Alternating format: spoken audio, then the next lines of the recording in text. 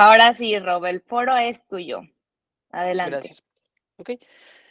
Pues buenos días a todos. Mi nombre es Roberto Gervasio, creo que ya me conocen la mayoría. Estoy en el departamento de Software Development y este sería mi segundo coloquio. Le estaré hablando de teoría de juegos con inteligencia artificial. Bueno, el nombre de teoría de juegos puede ser un poco confuso, pero realmente no estudia lo que son juegos de mesa como el ajedrez o el Monopoly. Eso es otra rama de las matemáticas. Tampoco se refiere a lo que son juegos con números, ¿no? Como lo podría ser un Sudoku o un cubo de Rubik. En realidad, Game Theory lo que hace es estudiar, es una rama de las matemáticas que genera modelos para estudiar la toma de decisiones entre involucrados y las relaciones que tienen entre estas personas que toman las decisiones. O sea, en otras palabras, es el equilibrio entre distintos agentes que intentan obtener beneficio. O sea, básicamente nuestra interacción con todas las personas en un día a día.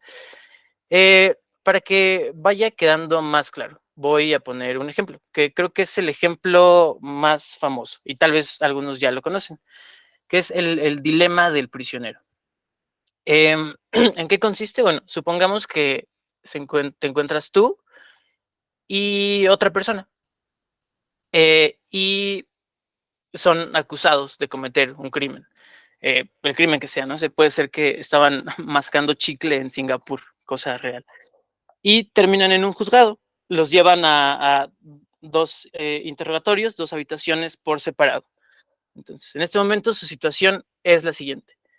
Son 5 años por el crimen que hicieron, pero la policía no tiene suficientes pruebas.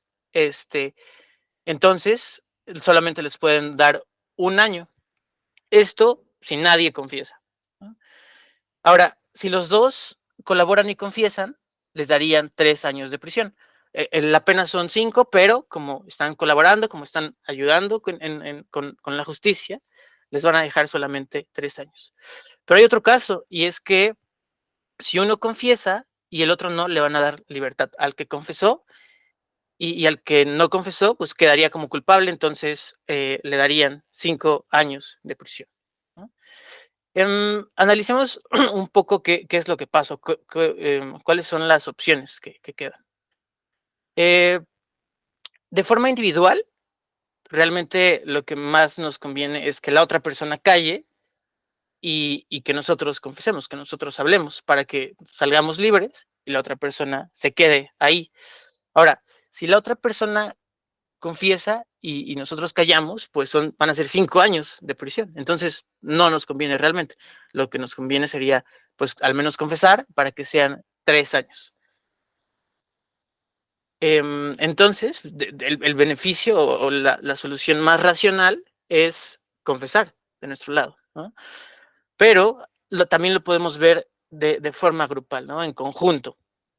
Que la mejor decisión sería que ambos calláramos, porque así solamente nos darían un año.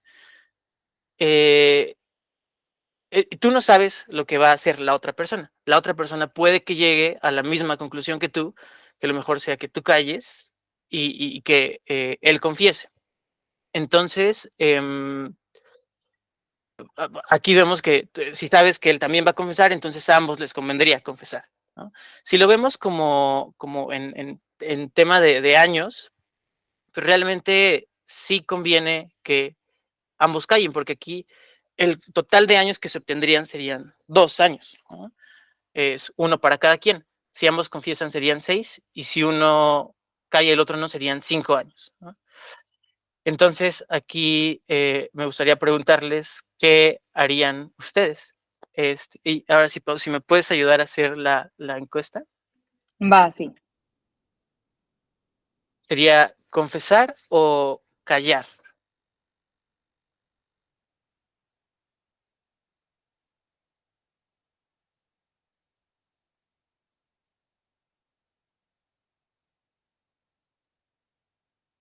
A ver, ahí voy. Ya lo estoy poniendo. ¿Sí? Mm,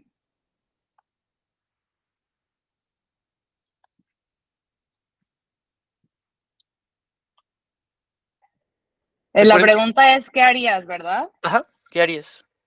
Ok. A ver, listo. Ya, creo que ya la mandé, ¿no? A mí no me aparece algo, A no sé ver, si a los ya. demás.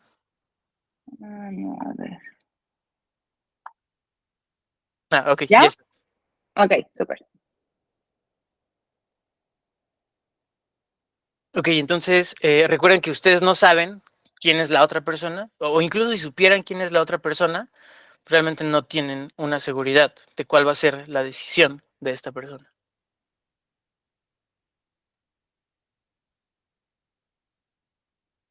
¿Tú puedes ver los resultados, Pau? No sé. Es que solamente me sale de que muestra todos los resultados y que las respuestas no salgan con nombre, pero no me da más opciones. Ok, igual si quieres, ya podremos mostrar las respuestas. A ver, o sea, pongo show everyone the results, ¿verdad? Ujú. A ver. ¿Ya? Ok, ahí están. Ajá. Ok. Ok, ok, sí, muchas. Ok, bien. Pues aquí hay un conflicto, ¿no? Entre el interés individual y el beneficio en conjunto.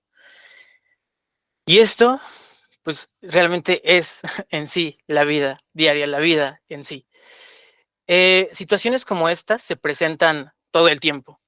Por ejemplo, la tribu Yao en Mozambique, en África, generan una especie de interacción con aves. ¿Qué es lo que pasa? Bueno, a estas aves les gusta la miel, pero no tienen las herramientas para obtenerlas, ¿no? A diferencia de un oso hormiguero que, por ejemplo, tiene hasta cierta tolerancia con los piquetes de hormigas, o un oso con las abejas, el ave no tiene herramientas para obtener la miel. Y para esta tribu, la miel es un alimento necesario y es una gran fuente de energía en el ambiente en el que están. Pero en esta región, las colmenas están arriba, en las copas de los árboles, donde las aves pueden identificar mucho más fácil dónde es que hay abejas y para las personas es más complicado encontrarlas. Entonces, ¿cómo funciona? Está muy interesante cómo es lo que hacen. Las personas empiezan a hacer un sonido para comunicarse con las aves lo responden y literalmente los van guiando hasta donde hay un panal de abejas. Ya después las personas aplican técnicas de apicultura para extraer la miel. Ellos obtienen la miel y además al ave le dan su ración, su porción por haber ayudado, ¿no? Entonces, tienen aquí ambas partes, se enfrentan a decidir si van a ayudar o no. Porque recuerden, puede que la otra persona o la otra parte, el otro agente no te dé nada a cambio.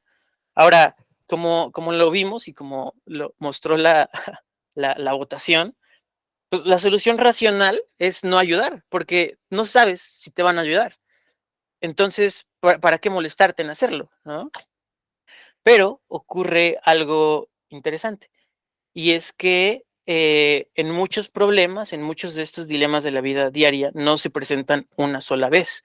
No es una decisión que tienes que hacer una sola vez, porque se van a ver muchas veces. Por ejemplo, estos dos agentes se van a ver hoy, se van a ver mañana, se van a ver pasado mañana. Y eso cambia totalmente el juego, porque si, si, si te ayuda y tú no, entonces él va a saber que no puede contar contigo. Entonces tal vez a ti ya no te vaya a ayudar en el futuro, ya no le conviene ayudar en el futuro, ¿no? Vimos que la mejor estrategia en una situación de una sola vez, pues va a ser egoísta, ¿no? Pero entonces, si cambian las cosas y si ahora nos vamos a ver muchas veces, pues, ¿cuál sería la mejor estrategia en un juego repetido? Esto fue lo que se preguntó esta persona, Robert Axelrod. Es él, sigue vivo, y todo esto lo publicó en un paper y más tarde sacó este libro. Entonces él decidió implementar un torneo.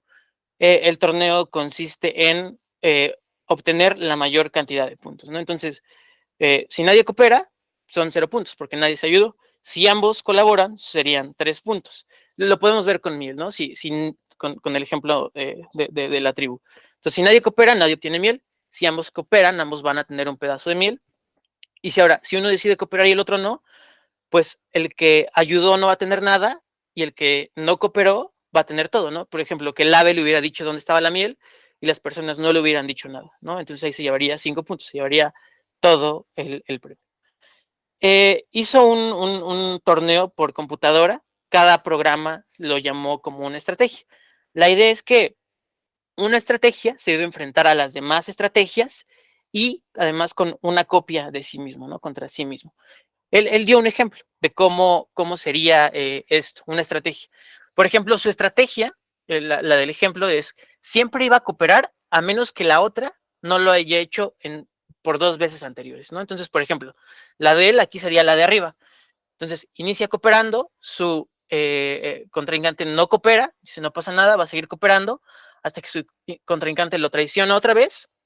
Entonces ahora él decide no cooperar, ¿no?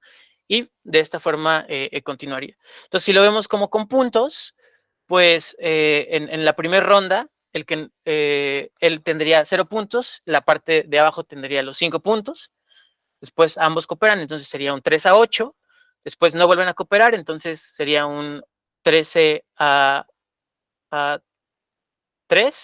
luego él no coopera, entonces ya ahora él tiene todos los puntos, y ahora sí sería un 8-13, etcétera, ¿no? Entonces, al final, pues ganaría quien tuviera más puntos, ¿no? De las 2 estrategias. Espero que quede claro. Él recibió un total de 14 estrategias y agregó una más, una que iba a ser la decisión iba a ser de forma aleatoria. Es como tirar una moneda y saber si va o no a cooperar, ¿no? Entonces, podemos ver unas de estas en código. Les comparto, hay unas muy, muy simples de entender. Este repo está público en GitHub, no es mío, es de esta persona. También habla del concurso y de cómo se inspiró. Pero lo que vamos es, por ejemplo, aquí está la estrategia aleatoria, que está muy simple, nada más literalmente va a decidir cooperar si tirando una moneda, ¿no? Entonces, es eso. Hay otras estrategias aquí también interesantes. Por ejemplo, una que se llama Jesus, donde él siempre va a cooperar. Tenemos también su contraparte, que se llama Lucifer, donde él nunca va a cooperar. Por ejemplo, aquí puso otra que se llama Judas, que lo que hace es, si ve que va a cooperar, pero si va perdiendo, te va a empezar a traicionar, ¿no? Que es justo lo que hace aquí. Por ejemplo, hay una muy famosa que se llama Tip for Tap, y esta lo que hace es muy simple, simplemente copia tu último movimiento, ¿no? Hay unas más complejas, pero bueno, creo que esas sí las podemos ver con continuar de este lado, ¿no? Con los ejemplos visuales. Entonces, vuelvo a compartir.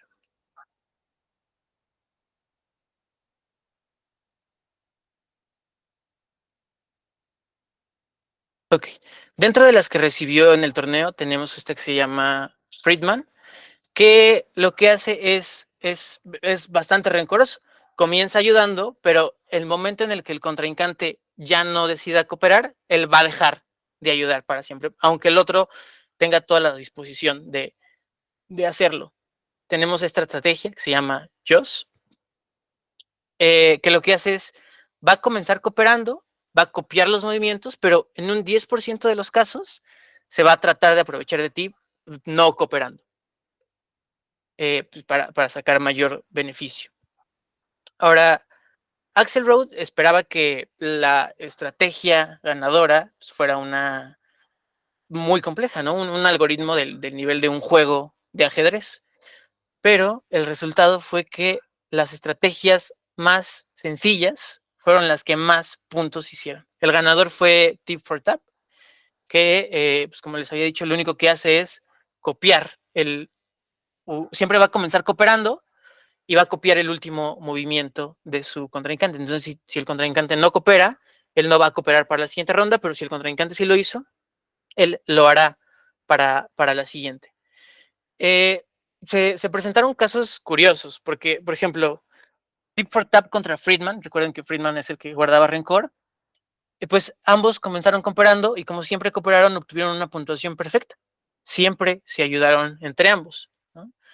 Pero, por ejemplo, si vemos a Tip for Tap contra Joss, que acuérdense que Joss trataba de aprovecharse del oponente en un 10% de los casos, pues empezaban cooperando, después Joss no cooperaba, Tip for Tap se defendía y tampoco cooperaba, entonces comenzaba una serie de no cooperaciones hasta que Joss volvía a dejar de cooperar y entonces se convertía en una, ya jamás se ayudaban de nuevo. Ahí se quedaba el sesgo. Ahora, ¿no se les hace familiar como ver este tipo de cosas en la política pública, en relaciones internacionales?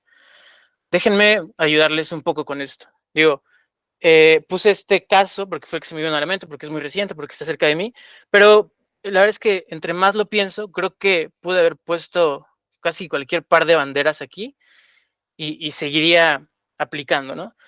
Para sustentar mi argumento, dejaré aquí un par de headlines, donde pues vemos que había como una cooperación, de pronto ocurre algo y se cierra toda la cooperación a futuro, ¿no? Por ejemplo, este otro caso, donde hay como intenciones de no cooperar, pero luego sí cooperas, pero aquí, ¿qué es lo que va a pasar, no? ¿Cómo lo va a tomar tu contrincante? ¿Va a guardarte rencor? ¿Va a decidir cooperando? ¿Lo va a dejar pasar, no? Interesante, interesante.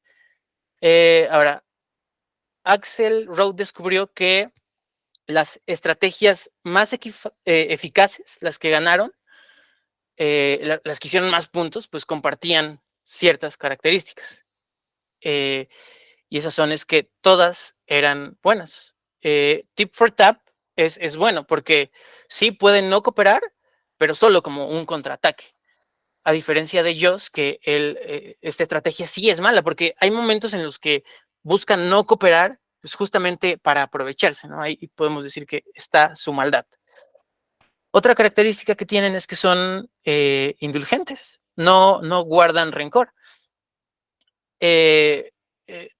Si juegas contra Tip for Tap y no cooperas en las primeras 50 rondas, pero después si cooperas, él no va a ver que no se ayudaron antes y te va a ayudar.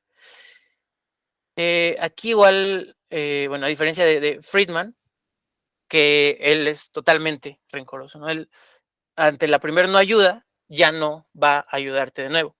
Y aquí igual piensen un poco en cómo se ve esto, ¿no? O sea, no se les hace conocido. Digo, el hecho de colaborar con una gente que de pronto ya no te ayuda y se cierra totalmente.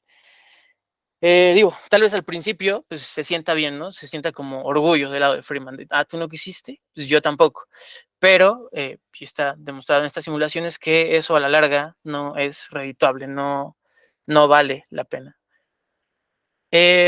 Después hicieron otro torneo, donde llegaron más estrategias.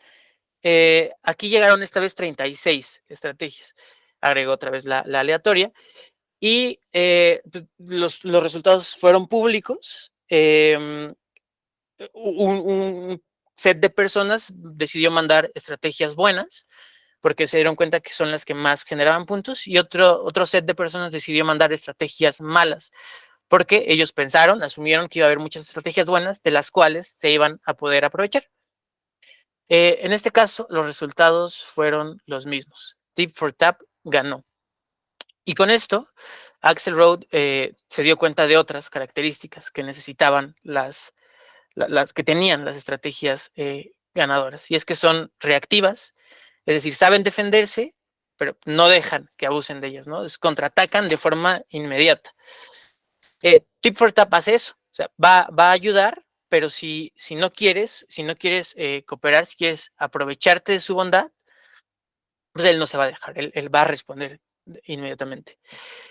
Y el otro punto es que tenían que ser estrategias claras, porque había programas que lo que hacían era analizar el comportamiento, pero si había comportamientos extraños, iban a dudar de tu siguiente paso.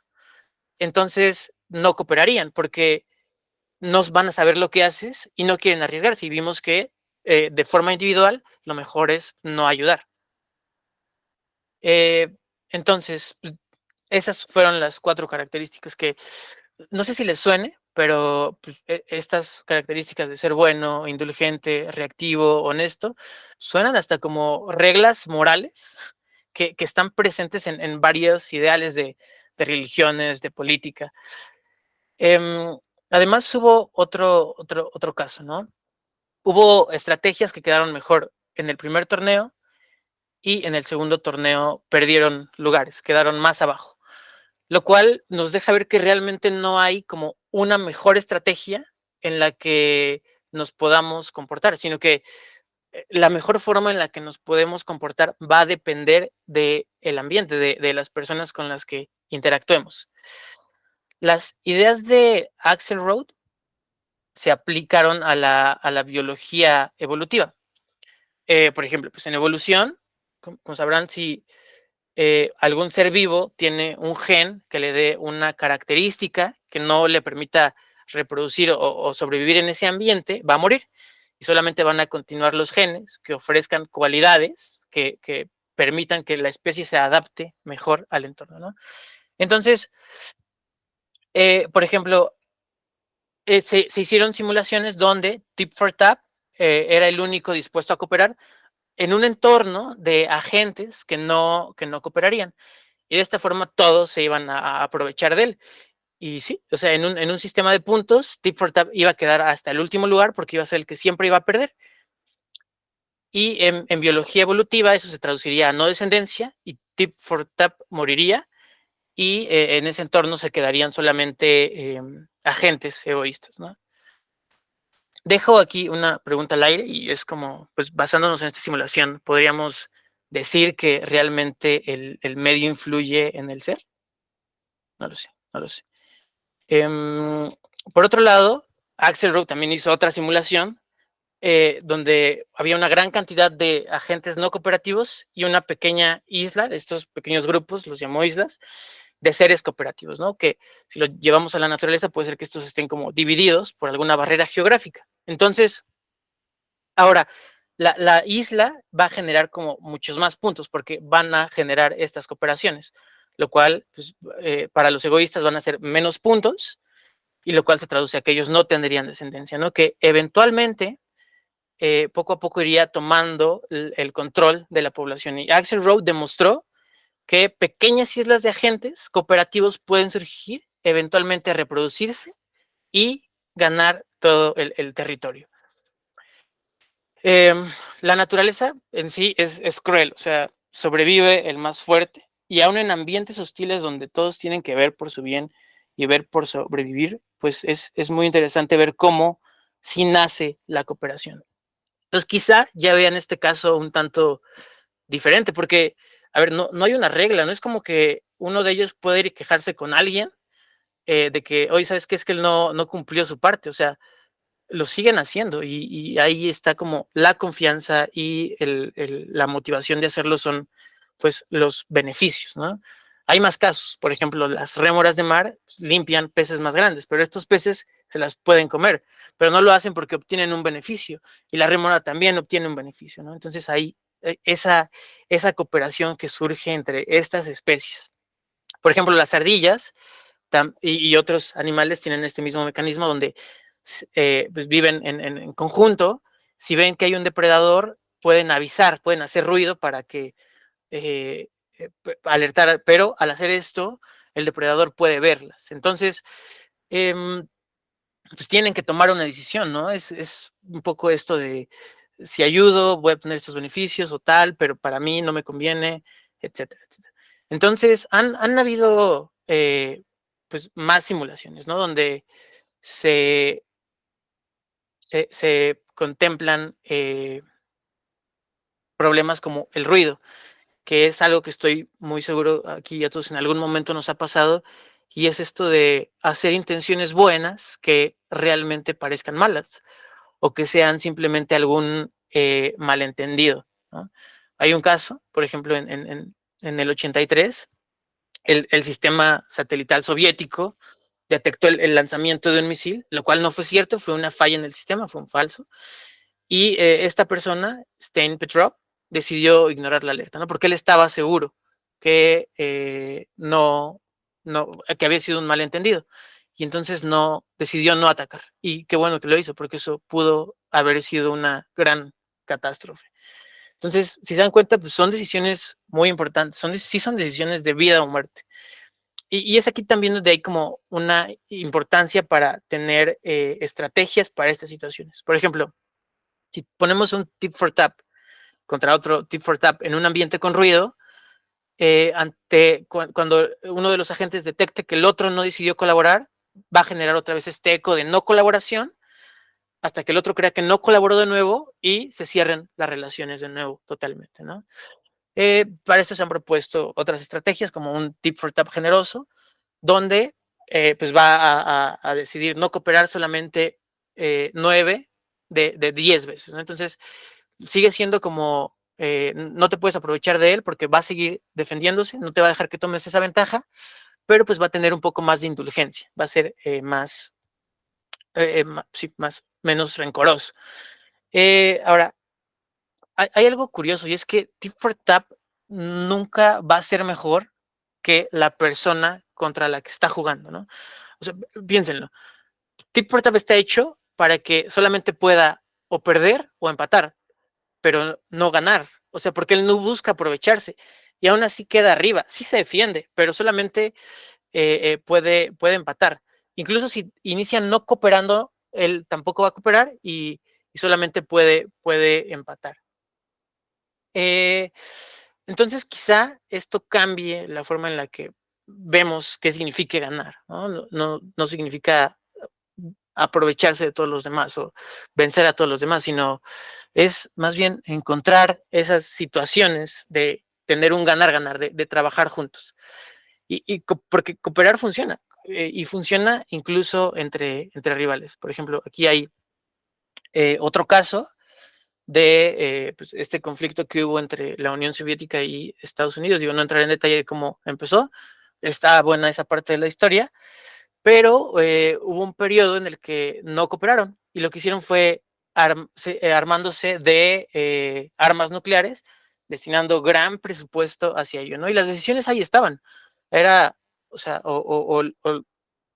las usamos y perdemos, o no las usamos y ganamos, o si las usamos nosotros no las va a usar, pero si las usamos tenemos que tener más armas, y fue ahí donde empezaron a crecer y crecer y crecer.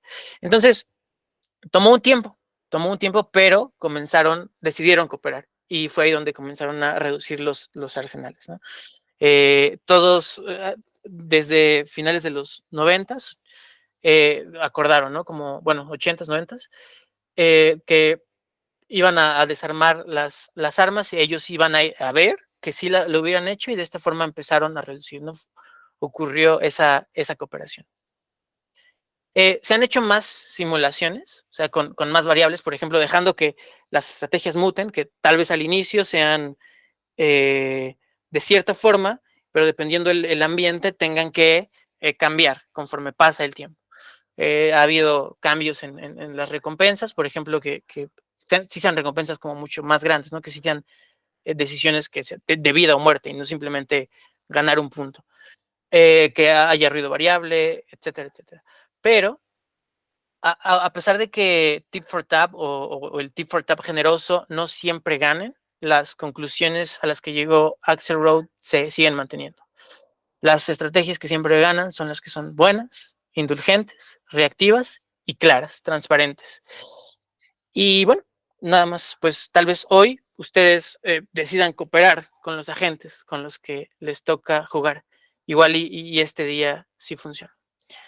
Ya por último, para la parte de inteligencia artificial, digo, no me dio tiempo de armar una simulación como me hubiera gustado. Digo, tal vez lo haga en algún otro, en un próximo coloquio. Pero bueno, aquí tengo a dos modelos, a el buen GPT, que ya conoce, y a Mistral, uno que tal vez ya hayan escuchado hablar de él. La situación es la siguiente, digo, estuve haciendo ya como un par de pruebas. donde se les pregunta si van a cooperar o no, les tuve que agregar esto de que son negativos porque si no tenían esta política de siempre ayudarse, no importa cuántas veces te haya traicionado el otro. Y además le pasé el historial de que viera lo que había hecho su oponente. Agregué, como siempre empezaban cooperando, entonces siempre iban a cooperar, no iba a ser una simulación tan certera. Agregué un 30% de ruido a su respuesta, donde en un 30% de los casos la otra parte iba a poder interpretar algo que no era.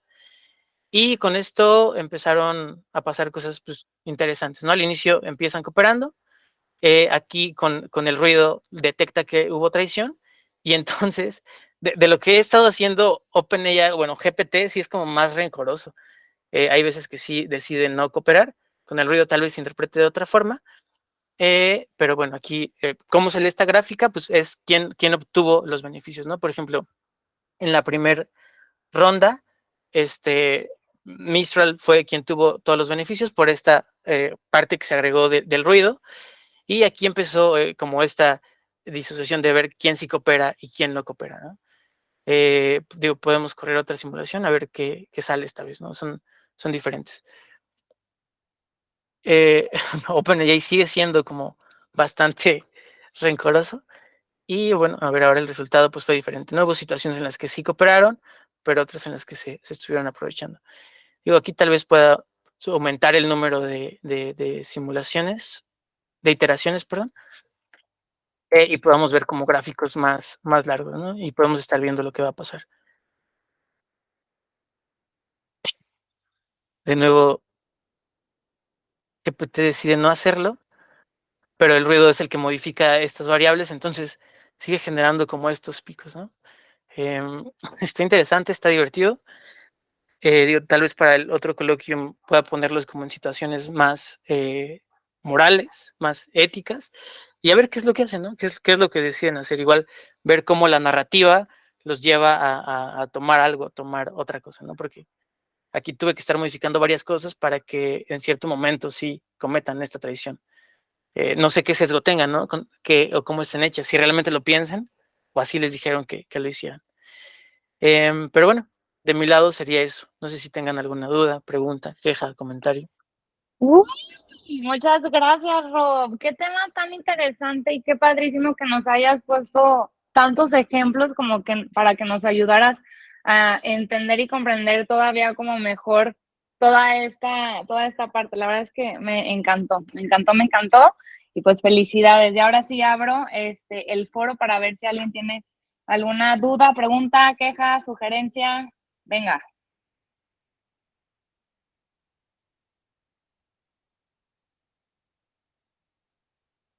Ok, Lalo, adelante. Venga, nada más no sé si ahí alcancen a escuchar bien. Sí, sí Sí, te sí, escucha. escuchamos bien. Ah, ok, venga. Pues la duda era más que nada enfocada en lo que tú haces en tu día a día, sobre todo con Maya. Creo que Farril ya me había comentado en algún momento, ¿no? Que al final hay algo de teoría de juegos, pues en todo lo que involucra blockchain y, bueno, Maya, ¿no? Nada más quería saber hasta ahorita de todo lo que te ha tocado ver, de lo que te ha tocado moverlo, el realmente qué tanto se presenta o si realmente es más como, vamos, ¿no? En casos más particulares, pues, pero no en la misma naturaleza de cómo funciona blockchain. Esa pregunta está buena. Digo, lo puedes ver a ver, ¿cómo empezar? Pues el funcionamiento de blockchain es el concepto que está ahí, ¿no? Pero dentro de Maya, pues, Game Theory se puede ver en todas las partes que forman esa blockchain, ¿no? Por ejemplo, los nodos, todos los involucrados, que hay varios, como los LPs, que realmente todos los días es este conflicto de ver si realmente se ayudan o hay un momento en el que alguno pueda obtener el mayor beneficio de los demás, pero pues realmente no ha pasado y no lo hacen, ¿no? Y cada una de las decisiones que se van, de las funcionalidades que se van agregando, pues se tienen que dar con cuidado porque puede que haya un momento en el que alguien reciba más beneficios que otro, y ahí es donde se pueden empezar a romper las cosas. No sé si respondí a tu pregunta. Sí, sí, sí. Gracias, Ro. No, a ti, Lalo. Va, gracias, Lalo. Venga, ¿quién más? Intena.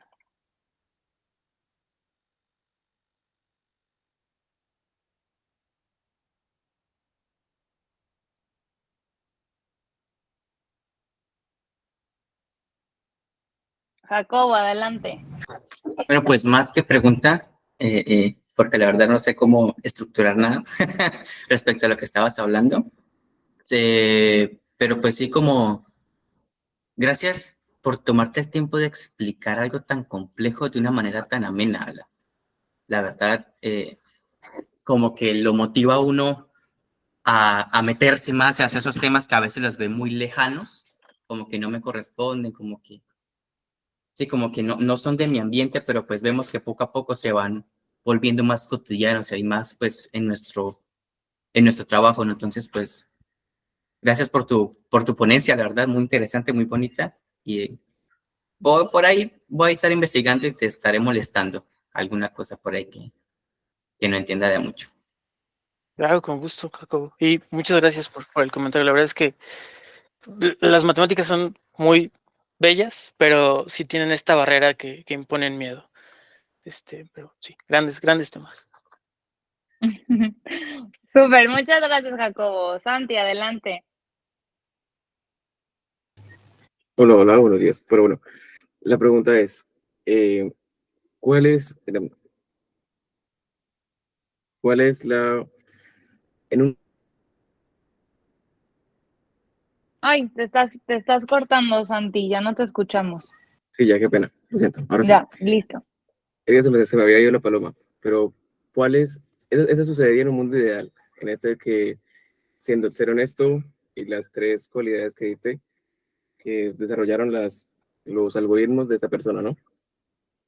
En el mundo corrupto en el que estamos, que ¿te parece que son esas cualidades como posibles para llegar al éxito o a cualidades que son, sí, algo para, sí, relacionado para llegar al éxito?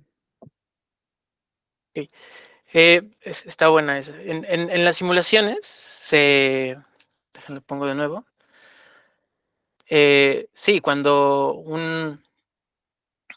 alguien bueno estaba en un sistema rodeado de agentes no cooperativos, eventualmente terminaría siendo no cooperativo. Pero es lo que pasa en la naturaleza. Aún con seres no cooperativos surge la cooperación. Y se demostró que pequeñas islas de cooperación eventualmente logran tomar todo el sistema de la población.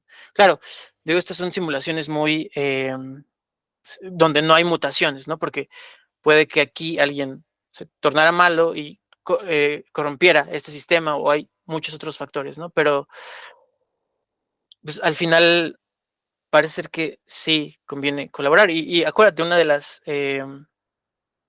cualidades es tampoco dejarte, ¿no? Tampoco ser sumiso ante esto. Ok, muchas gracias. Va, gracias. Raúl, adelante. Esto sí, ¿qué tal, Rob? Oye, estuvo pasada de lanza la presentación, me gustó un chorro, porque es un tema que creo que se está utilizando mucho y no solamente como en toma de decisiones de un estudio, ¿no? Sino también como en plataformas. Y mi pregunta era, o no sé si tú sepas o crees que sea posible, o sea, este tipo de opciones con inteligencia artificial, se puede decir así, que van leyendo como un algoritmo, también lo utilizarían como plataformas como Netflix, como YouTube, donde van leyendo, no sé, por ejemplo, no sé si se han dado cuenta que cuando Netflix depende el usuario, depende la portada de la imagen, ¿no? Pero eso también tiene que ver mucho con tu navegador, con tus cookies, Entonces, ¿crees que también sea evolutivo lo mismo que se utilicen estos campos o esto es totalmente diferente de inteligencia artificial y sea más algo como algoritmo? O sea, para la sugerencia, o sea, para conocerte. Sí, porque por ejemplo en Netflix, si te das cuenta, depende del usuario, depende de lo que ves o depende de tus cookies, depende la foto no sé, por ejemplo, la foto de la película. Entonces, siento yo que también se puede hacer como un estudio, ¿no? Depende cómo reacciona tal persona, es como va dando resultados la plataforma, si lo puedo decir así. Sí, sí, sí, sí. O Ah, sea, se puede utilizar en el mismo caso o este es un caso muy específico como para un estudio más que para el uso de una plataforma. a ver, Game Theory sí se aplica en distintos campos. El principal es economía, de hecho, ver esta toma de decisiones. Digo, no me había puesto a pensar en este caso de recomendaciones. Digo, no lo sé, tal vez exista alguna parte en la que sí. O sea, de verdad, mientras estaba haciendo esto, me di cuenta que aplica en más y más temas, cosas que ni siquiera pensaríamos que apliquen, ¿no? Porque, o sea, desde el hecho de que hoy decidas tú lavar los trastes o no sé, si ayudarle a algún familiar, eso puede cambiar.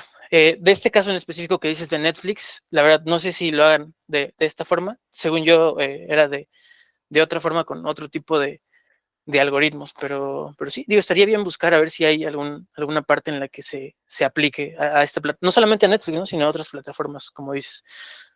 Sí, la verdad no sé, lo podría buscar. Va. No, igualmente lo busco, pero sí está interesante el tema. Gracias, Raúl. Súper, gracias. Yo tengo una pregunta, Rob. ¿Qué fue lo que te llevó a querer dar este coloquium? O sea, ¿por qué este tema? Pues o sea, la verdad es un tema se me hizo muy, muy bueno. Y o sea, es algo que ya había hablado con O'Farrell de tal vez empezar a abrir un poco más los temas, que sí sean como del departamento, pero hay cosas que podemos exponer que sean también interesantes y que pues, al final haya una reflexión y de hecho también entró la parte de inteligencia artificial. Entonces pude cubrir con todo. Va, ok, muchas gracias. ¿Alguien más que tenga alguna duda o pregunta?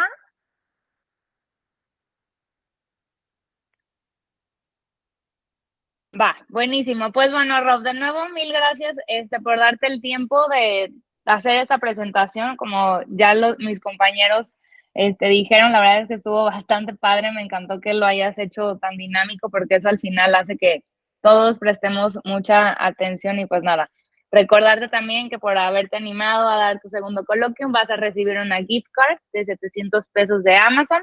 Entonces ahí te va a estar buscando Joel y Cristian para hacértela llegar, ¿sale? Entonces, pues mil felicidades, un aplauso, por favor, aquí al chiquillo Rob.